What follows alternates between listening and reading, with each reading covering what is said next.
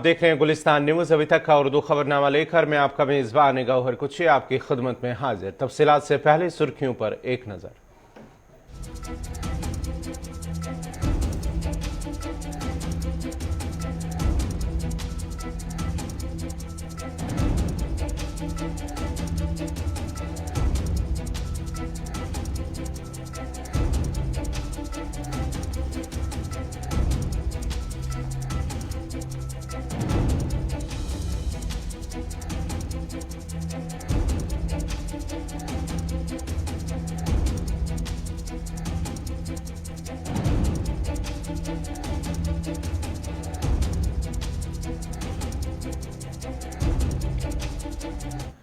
अब पेश है खबरों की तफसील। अगस्त के वक्त में जब तालिबान ने काबुल पर कब्जा करने के बाद पूरे मुल्क का इक़्तिदार संभाल लिया था तो उस वक्त अफगान पनागुज़ीनों ने उतनी बड़ी तादाद में पड़ोसी मुल्कों का रुख नहीं किया जितनी की तवक्का की जा रही थी। ताम मुल्क के अंदर नकल मकानी जोरों पर है। पनागुज़ीनों से मुतल्लिक़ अक़वाम मुत्तहिदा के इदारे की एक रिपोर्ट में बताया गया है कि पनाह की तलाश में जनवरी से अब तक अफगानिस्तान से बाहर जाने वाले अफराद की तादाद 30,000 से ज्यादा है। तामाब इंटरनेशनल रेड क्रॉस फेडरेशन का कहना है कि उन्हें खौफ लाहक है कि आने वाले महीनों में अफगानिस्तान में इंसानी बहबूद और माशी हालात में बिगाड़ के पेश नज़र बैरून मुल्कों की जानिब सफर करने वाले पनागुज़ीनों की तादाद में नुमाया इजाफा होगा।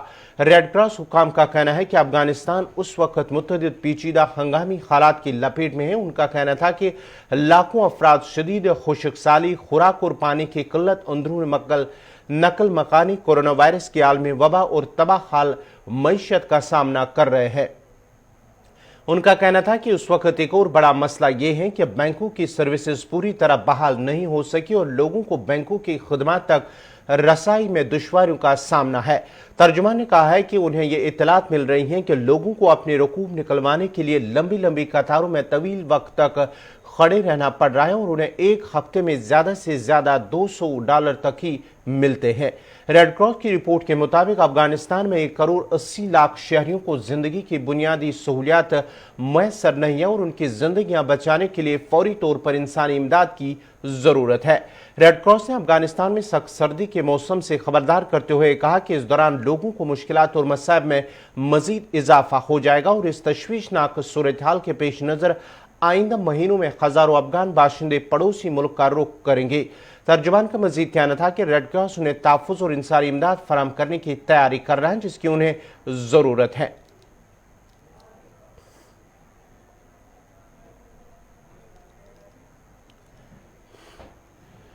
अमरीकी फौज के सरबराह ने कानून साजों को आगाह किया है कि अफगानिस्तान में शिकस्त 20 साल के गलत फैसलों और खराब मनसूबा बंदी का मजमूई नतीजा है और यह पाकिस्तान में तालिबान की मुबैना पनागाह समेत किसी एक वजह से नहीं हुआ है। रिपोर्ट के मुताबिक अमरीकी अवान नुमाइंदगान की आर्मड सर्विसेज कमेटी में अपने हालिया बयान में अमरीकी फौज के आला ओहदेदारान ने ट्रंप इंतजामिया के तालिबान के साथ किए गए माहदे पर बेवस्त अगस्त में काबुल के सकूत का इल्जाम लगाया है। ताम अमरीकी जॉइंट चीफ ऑफ स्टाफ के चेयरमैन जनरल मार्क ए मिली ने अफगानिस्तान में 20 साल तक अमरीकी मौजूदगी के दौरान तालिबान की पाकिस्तान फरार होने की मुबैना काबिलियत को एक बड़ा स्ट्रेटेजिक मसला करार दिया है। उन्होंने कमेटी को बताया कि पनागाह के हवाले से पाकिस्तान से मौसर तरीके से न निपटना बड़ा स्ट्रेटेजिक मसला है जिसे हमें हकीकी मानों में हल करने की जरूरत है। जनरल मार्क मिली ने यह मुतालबा सेनेट के इजलास के दौरान कहते हुए किया था कि तब पाकिस्तान के बतौर फना का किरदार बखूबी जायजा लेने की जरूरत है। उन्होंने कानून साजों पर जोर दिया कि वो किसी एक वजह के बजाय 20 सालों में लिए गए तमाम फैसलों पर गौर करे। जनरल मार्क मिली ने कहा है कि उनका अंदाजा है कि 20 साल जंग या 20 दिन या 20 माह में नहीं हार गई, ये गुज़श्ता सालों में लिए गए मुतअद्दिद फैसलों का मजमूई नतीजा है।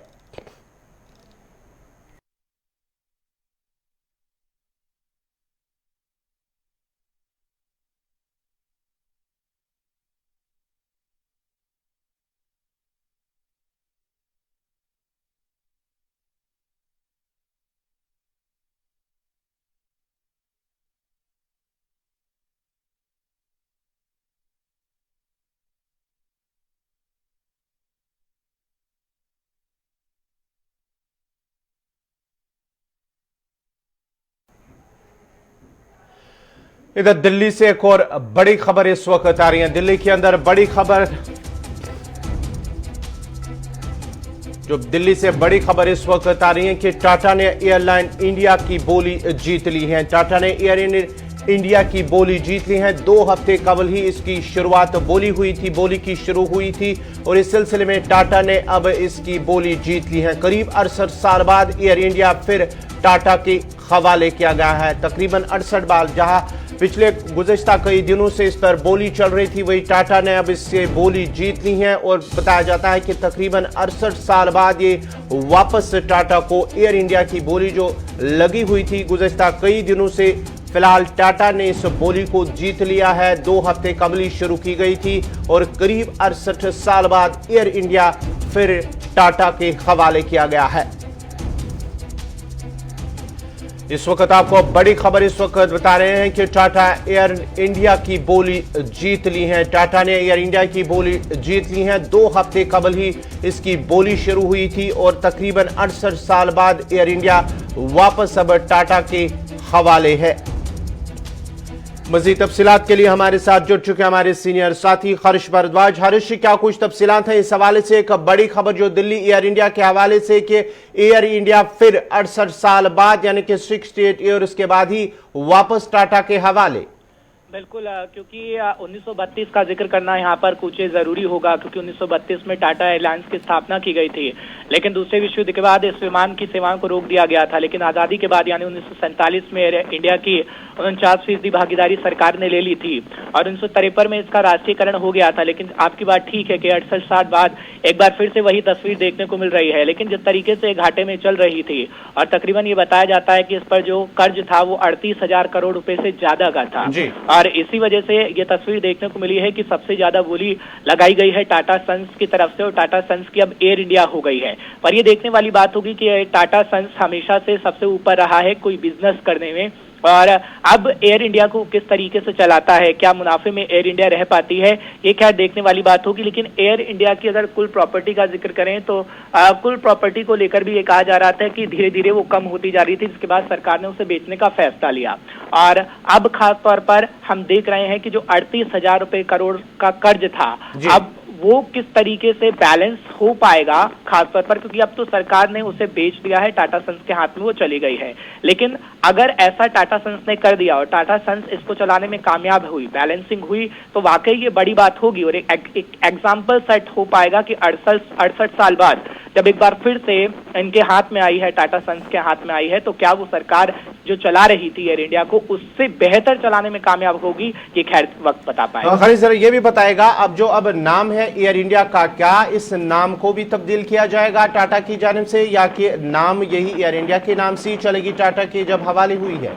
देखिए, कोई भी अगर किसी कंपनी को लेता है, अगर कोई बिजनेस करता है तो जाहिर सी बात है वो अपना नाम रखता है। लेकिन एयर इंडिया का मतलब आप खास तौर पर समझ पा रहे हैं कि जब सरकार की तरफ से लिया गया तो इंडिया से रिलेटेड उसे जोड़ा गया। लेकिन क्या वाकई 68 साल पहले जो उसका नाम था क्या वही हो पाएगा, ये तो खैर देखने वाली बात होगी, क्योंकि पहले अगर बात करें तो 1932 से पहले जीआरडी टाटा इसे कहा जाता था। लेकिन अब क्या वही नाम होगा या कोई और नाम रखेगा टाटा सन्स, ये तो वक्त ही बता पाएगा, थोड़ा समय लगेगा क्योंकि अभी धीरे धीरे जानकारी मिल रही है। अभी बोली जीती गई है, अब कौन सा नाम होगा, क्या होगा, ये शाम तक क्लियर हो जाएगा या कल तक स्थिति साफ हो जाएगी। बहुत बहुत शुक्रिया हर्ष भारद्वाज आपका। ये थे हर्ष तफसीलात फराहम कर रहे थे, जहां गुज़िश्ता 2 हफ्ते से कबल ही इसकी बोली शुरू हुई थी और अब जो खबर मिल पा रही है कि टाटा ने इसकी बोली जीत ली है। एयर इंडिया की बात कर रहे हैं, जहां जो सरकार है ये इस पर काफी खसारा चल रहा था, इसको लेकर अब बोली शुरू हुई थी और अब टाटा ने इसकी बोली जीत ली है।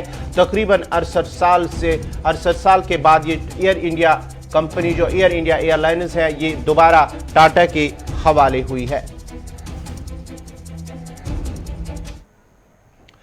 जनूबी कश्मीर के शोपियां में फोर्सेस और मिलिटेंटों के दरमियान झड़प में एक मिलिटेंट हलाक हुआ है। पुलिस का कहना है कि शोपियां के रखमा इलाके में मिलिटेंटों की मौजूदगी की एक मुसद्दिक का इतला मिलने के बाद फौज, पुलिस और सीआरपीएफ ने इलाके का मुहासरा किया और तलाशी कार्रवाई शुरू की।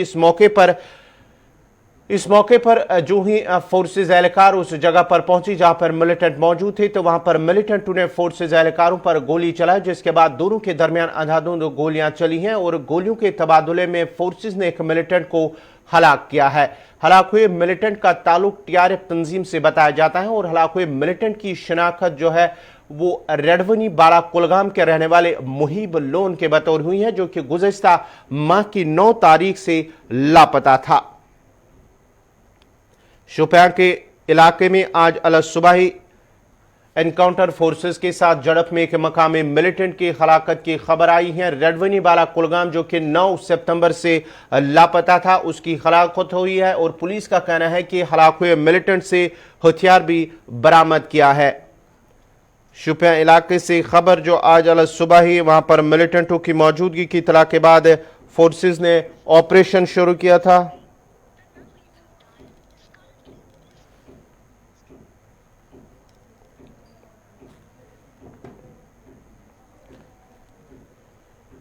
मज़ीद तफसीलात के लिए सीधा चलते हैं अपने नुमाइंदे इरशाद अहमद के पास। शोपियां, इरशाद, क्या कुछ तफसीलात हैं? कितने बजे शुरू हुआ था एनकाउंटर और अभी की सिचुएशन सूरत हाल किस तरह की है? इस एनकाउंटर के हवाले से हम बात करेंगे। जो एनकाउंटर सुबह के तकरीबन 5 बजे शुरू हुआ है। अगर हम बात करें रात के 2 बजे फौज को एक मुसद्दिक इत्तला मिली है कि रखमा गांव में कुछ मिलिटेंट छुपे हैं। जो ही फोर्सेस ने उस गांव को अपने मास्टर में लेकर तलाशी अभियान चलाया तो तभी जाके जो मिलिटेंट छुपे थे, एक मकान में छुपे थे, उन्होंने जो है फौज के ऊपर जो है पहला फायर खोला, जो कि फिर एनकाउंटर में चेंज हुआ। सुबह के तकरीबन 5 बजे ये मुठभेड़ चली और उसमें जो है एक मिलिटेंट अभी तक जो है जाम बाक हुआ है। हालांकि मैं आपको बता दूं कि ये जो मिलिटेंट मारा गया ये कुलगाम डिस्ट्रिक्ट से वापस रखता था और JRF तंजीम से वापस, अभी भी वहां पे सर्च ऑपरेशन लगातार जारी है। चलिए, बहुत बहुत शुक्रिया इरशाद अहमद आपका। ये थे शोपियां से इरशाद अहमद, तफसीलात फराम करे थे। आज अल सुबह ही जो बताया जाता है कि रात के दौरान ही वहां पर मिलिटेंटों की मौजूदगी की इतला के बाद ही ऑपरेशन शुरू किया गया था फोर्सेस की जानिब से और आज अल सुबह ही गोलियों के तबादले में एक मकामी मिलिटेंट जो कि रेडवनी बाला कुलगाम का रहने वाला है। नेशनल हाईवे के रामबन सेक्टर पर ट्रैफिक हमवार करने के लिए ट्रैफिक पुलिस और जिला इंतजामिया को हिदायत की गई है कि वो सिंगल लाइन ड्राइविंग जोन की मुनासिब हदबंदी करें और मुसाफिरों के दरमियान लाइन ड्राइविंग और ट्रैफिक डिसिप्लिन को यकीनी बनाएं। चीफ सेक्रेटरी ने जिला इंतजामिया रामबन को मजीद हिदायत दी है कि वो गाड़ियों की खराब होने या हादसा की वजह से हाईवे ट्रैफिक की मुश्किलात को दूर करने के लिए जवाबी वक्त को 15 मिनट तक कम कर दे। AK मेहता ने मजीद हिदायत दी है कि 31 अक्टूबर 2021 तक 8 रेस्ट एरियाज, वॉशरूम्स और 30 नवंबर तक तमाम गाड़ियों के होल्डिंग एरियाज कामिल आए ताकि मुसाफिरों को सफर में आसानी होगी। मजीद तफसीलात दे रहे हैं बानिहाल से आरिफ वहीद।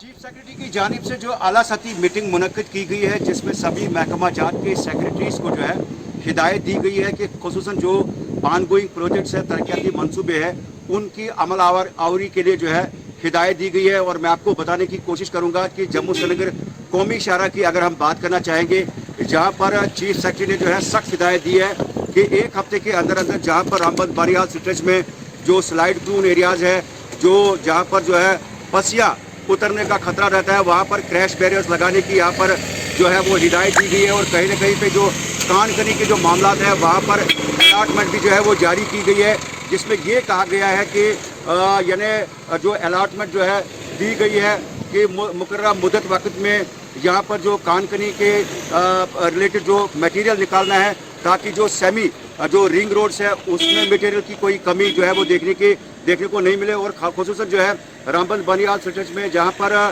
मुतअद्दिद जगहों पे जो लैंड ड्राइविंग का जो मामला है, उसमें मुतल्लिका जिला तरक्याती कमिश्नर को भी हिदायत दी गई है कि वो ट्रैफिक की बेहतरी के लिए जो है वहाँ पर इनिशिएटिव्स ले। और महकमा जो ट्रैफिक है उनको भी हिदायत दी गई है कि रामबन बानिहाल स्ट्रेच में जो है जहाँ पर ट्रैफिक जामिंग के खतरात रहते हैं वहाँ पर लैंड ड्राइविंग का प्रोसेस शुरू किया जाए, ताकि जम्मू श्रीनगर कौमी शाहरा पर खुद उधमपुर से लेकर रामबन बानिहाल स्ट्रेच में ट्रैफिक जामिंग जो है वो देखने को न मिले। और कुल मिलाकर अगर बात करना चाहेंगे तो इसमें होम सेक्रेटरी, वर्क्स के सेक्रेटरी और इसके साथ में डिविजनल कमिश्नर जम्मू या जो श्रीनगर के या मुतल्लिका डिप्टी कमिश्नर्स को भी जो है इस मीटिंग में बुलाया गया था और सख्ती से जो है इन चीज़ों को अमलाने की हिदायत दी गई है।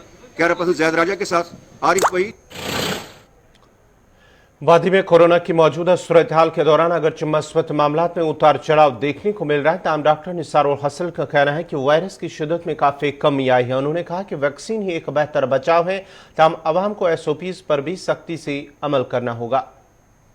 मुझे लगता है अब जो ये कोविड-19 वैक्सीन है ये थक गया है, इसकी भी होती है एक एक एक एक मैग्नीट्यूड ऑफ चेंजिंग।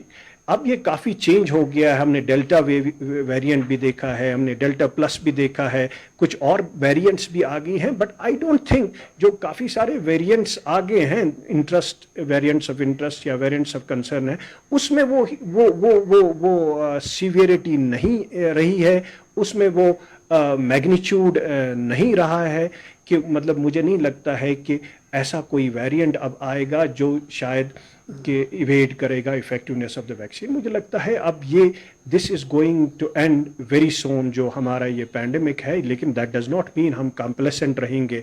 मुझे लगता है कि वैक्सीनेशन इज़ द की, कि लोगों में ये सोच है कि शायद ये गया है, नहीं, जब तक ना आप वैक्सीनेट करोगे, क्योंकि वही एक ज़रिया है जिससे आप पैंडेमिक का खात्मा कर सकते हो, और वही एक ज़रिया है जिसकी वजह से आपकी जो इम्यूनिटी है वो काफ़ी देर तक रहेगी एंटीबॉडीज़, क्योंकि नेचुरल इन्फेक्शन हमने देखा है कि उसके बाद कुछ महीनों के बाद ये बेसिकली इवेड होता है एंटीबॉडीज़। इसलिए vaccination is the only way जिससे आप इस पैंडेमिक का खात्मा कर सकते। बड़ी खबर दिल्ली से इस वक्त आ रही है किसानों के हवाले से, जहां किसान महापंचायत को सुप्रीम कोर्ट की फटकार लगी है। कहा शहर के लोग अपना कारोबार बंद करें, अदालत की जानिब से कहा गया था, जहां उन्हें एहतजाज के हवाले से एक पिटीशन दायर की गई थी सुप्रीम कोर्ट के अंदर। वहीं पर अब सुप्रीम कोर्ट ने किसान महापंचायत को फटकार लगाई है और कहा शहर के लोग अपना कारोबार बंद कर दे।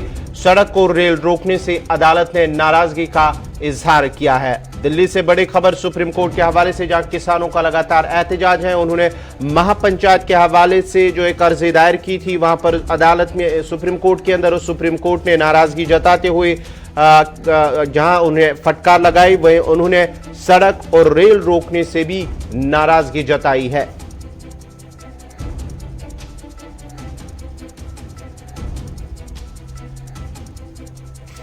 दिल्ली से बड़ी खबर सुप्रीम कोर्ट में किसानों के हवाले से, जहां वो लगातार गुज़श्ता 10 माह से एहतजाज कर रहे हैं। अदालत में उन्होंने एक अर्जी दायर की थी, अदालत की जानिब से सुप्रीम कोर्ट की जानिब से उनकी फटकार लगाई गई है किसान महापंचायत को, और कहा कि शहर के लोग अपना कारोबार छोड़ नहीं सकते, बंद नहीं कर सकते। मजीद तफसीलात के लिए चलते हैं अपनी नुमाइंदी जो हमारे सीनियर साथी रहमत कलीम। रहमत, क्या कुछ तफसीलात हैं इस हवाले से जो अदालत की जानिब से इसे किसान महापंचायत को फटकार लगी है? जी देखिए, बिल्कुल किसान महापंचायत ने सुप्रीम कोर्ट में पिटीशन दायर करके ये अपील की थी कि उन्हें बाज़ाब्ता तौर पर जंतर मंतर पर बैठ करके धरना देने की इजाज़त दी जाए। ये अदालत में जाने का मेन मकसद था किसान महापंचायत का।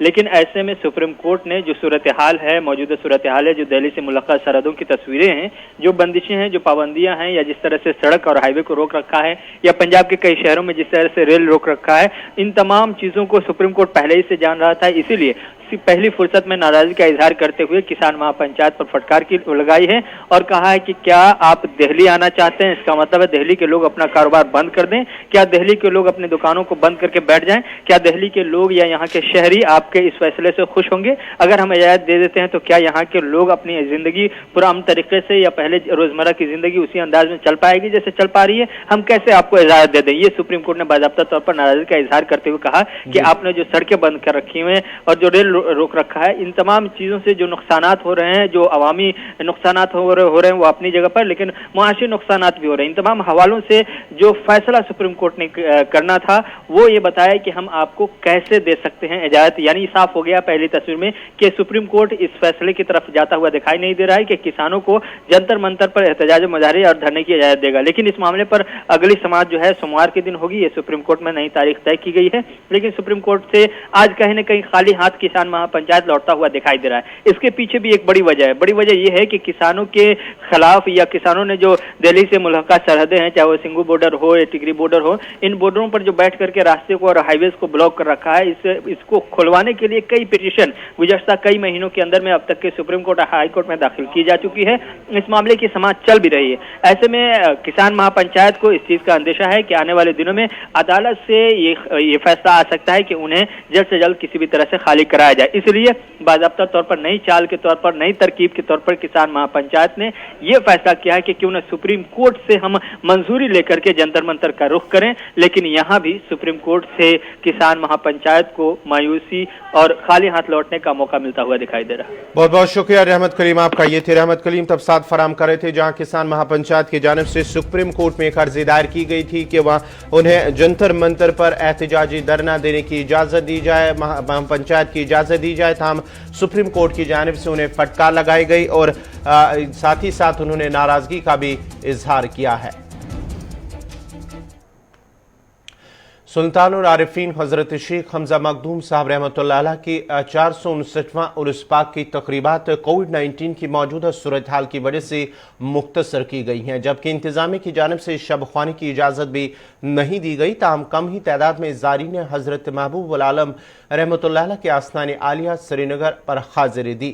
हजरत सुल्तानुल आरिफीन महबूब आलम शेख हमजा मखदूम रहमतुल्लाह अलैह के उर्स मुबारक के सिलसिले में गुज़िश्ता कई दिनों से उनके आस्तान आलिया पर अकीदतमंदों का तांता बंदा रहा और मर्द जन शामिल रहे।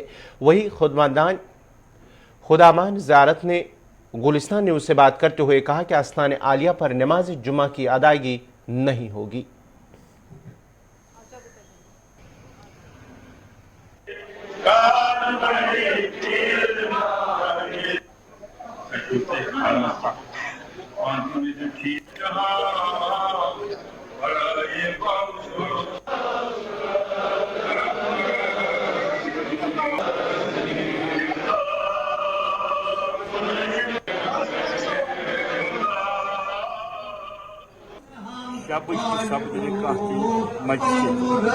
सुबह इंशाअल्लाह ताला फजर नमाज बटवार दो सुबह से दरवाजा इस कल यम खत्मात की मजलिस इख्तिताम पते सब्जी दरवाजे ज़ाहिरी तो बतनी लुकन दरवाजे यल्ले हमेशा फरमावान बाखबर बाशद हाल मुखलिसान बहरबर जांच जाहिर बात नशरा जुमला खुशको तरशद इन तमिल कुछ जाए मरीजस हजर ये याद कर सरकार की तरफों से इंतजाम ठीक इंतजाम मतलब सफाई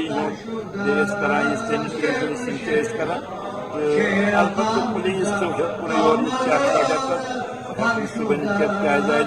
पुलिस अमल सब्जो रोकथाम खास गुजारिश जाय यथ मन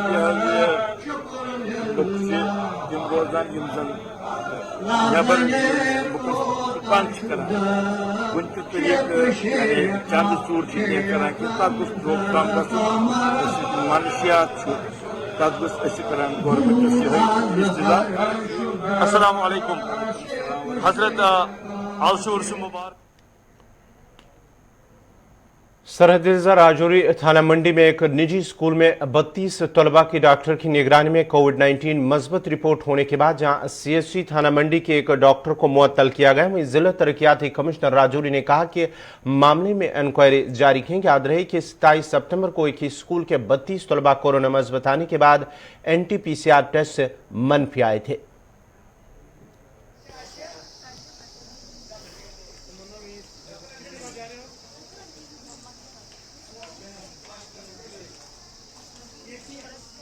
सस्पेंड किया है और उसमें इंक्वायरी की है। जो 32 बच्चे ये बताते थे पॉजिटिव, उनको RT-PCR किया है तो वैसी कोई बात टेस्ट में नहीं आई है।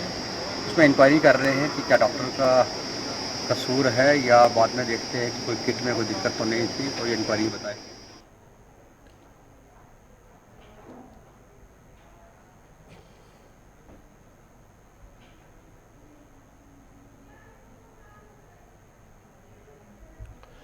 धर्मखो PHE डिवीजन बलवाल जम्मू में पानी की सप्लाई मुतासर होने से मुश्किलात का सामना करना पड़ रहा है। धर्मखो इलाके में कायम बरसों पुराने कुआं खस्ताहाली का शिकार है और आवाम आलूदा पानी इस्तेमाल करने पर मजबूर हो रहे हैं। लोगों ने शिकायत कर कहा है कि कई माह से आलूदा पानी इस्तेमाल करने के बावजूद भी महकमा जल शक्ति ने कोई कार्रवाई अमल में नहीं लाई और उन्हें मुसलसल परेशान किया जा रहा है। इलाके की आवाम ने महकमे जल शक्ति से वाटर सप्लाई बहाल करने और कुएं की सफाई करने की अपील की है। बड़ा गंदा पानी मिला था सानू पीने वास्ते, ਇਹਦੇ ਨਾਲ ਸਾਡੇ ਬੱਚੇ ਬਿਮਾਰ ਹੋਏ, ਆਸ ਖੁਦ ਬਿਮਾਰ ਹੋਦੇ ਆ। ਆਹੀ ਮਤਲਬ ਡਾਕਟਰ ਕੋਲ ਜਾਣੇ ਬੜੀ ਪਰੇਸ਼ਾਨੀ ਹੁੰਦੀ ਹੈ। ਇਹਦੇ ਕੋਈ ਗੱਡੀ ਗੁੱਡੀ ਸਾਧਨ ਨਹੀਂ ਹੈ। ਆਹ ਆਖਣੇ ਚਾਹੁੰਦੇ ਆ ਕਿ ਨਾ ਇਧਰ ਜਿਹੜੇ ਟਿਊਬਵੈਲ ਬਣੇ ਨੇ ਨਾ ਬੜੇ ਗੰਦੇ ਨੇ, ਇਹਦੇ ਬਾਲ ਉੱਚੇ ਕਿਤੇ ਜਾਣ ਕਿ ਨਾ ਇਹਦੇ ਵਿੱਚ ਆਹੀ ਸਾਫ पानी मिले। ये धर्मखू है और धर्मखू गांव में है। ये एक बहुत बड़ा एक कुआं था, इसके पूरी दुनिया पानी इसका पीती थी। अब ये डाकबेल बनाया है और इसकी जो है हालत है ये बहुत खस्ता हालत बनी हुई है। जो पानी जो है ये पानी में डूबे हुए हैं, जो बाल लगाए हैं इन्होंने गंदे पानी। इधर दिल्ली से एक और बड़ी खबर आ रही है। दिल्ली हुकूमत को राहत मिली है। अदालत की जानिब से दिल्ली सरकार को राहत मिली है। घर घर राशन पहुंचाने वाली स्कीम को मंजूरी मिली है। मरकज की जानिब से जहां सरकार ने इस स्कीम पर रोक लगाई थी दिल्ली सरकार पर, जहां दिल्ली सरकार ने इस जानिब से इकदाम उठाने की पहल की थी कि घर घर राशन को पहुंचाया जाए, उसके बाद ही हुकूमत ने इस पर रोक लगाई थी। ताहम दिल्ली सरकार को अदालत से राहत मिली है और घर घर राशन पहुंचाने वाली इस स्कीम को मंजूरी मिली है।